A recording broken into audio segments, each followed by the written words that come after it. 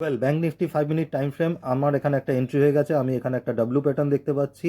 আমি এখানে যদি টার্গেট রাখি তাহলে কিন্তু প্রথম নেকলাইন পর্যন্ত রাখবো, যেটা অ্যাজ ওয়েল আমার রেজিস্ট্যান্স রয়েছে। আর যদি আমি স্টপ লস রাখি তাহলে কিন্তু ডে লোয়ের নিচে অ্যান্ড সাপোর্টের একটু নিচে রাখবো। Let's see.